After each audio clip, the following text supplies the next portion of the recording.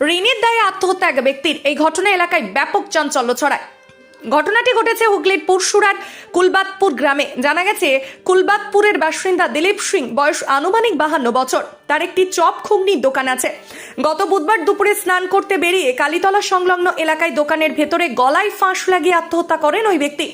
ঘটনার খবর পেয়ে পৌঁছায় পুরসুরা থানার পুলিশ দেহটিকে উদ্ধার করে বৃহস্পতিবার ময়না তদন্তের জন্য পাঠায় আরামবাগ মেডিকেল কলেজ ও হাসপাতালে। পরিবারের দাবি, অনেক ধার দেনা হয়ে যাওয়ায় এবং চাষবাসে লস খেয়ে যাওয়ায় মানসিক অবসাদে ভুগছিলেন, আর তার জন্যই আত্মহত্যা করে বলে জানান।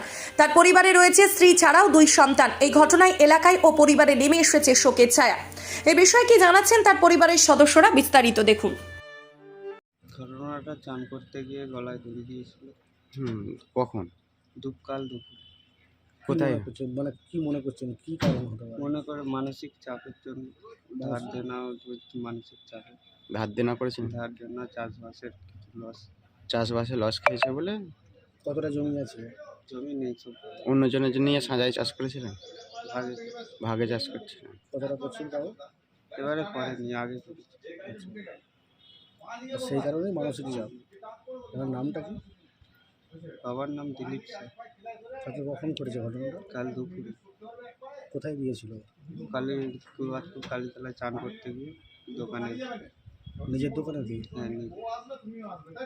আপনার নাম কি? আমার নাম সুবীর সিং। আপনি কি এখন ওনার? আমি ওনার ছেলে। ঘটেছিল বলতে আমি ঠিক জানি না, আমি তো কাজের সাইডে ছিলাম, নালিগুলো কাজ করি। আমার কাছে ফোন আসে এই হয়েছে, আমরা এসে দেখলাম, তখন থানায় নিয়ে চলে এসেছিল। কাল কখন ঘটেছিল? কালকে ঘটেছিল, আমার কাছে ফোন আসে তখন 3টে, 3:30 বাজবে, আমার কাছে ফোন আসে। যিনি মারা গেছেন কে হন? জেঠু, কি নাম? দিলীপ সিং, বাড়ি কোথায়? কুলবাতপুর। আপনারও বাড়ি কলকাতা?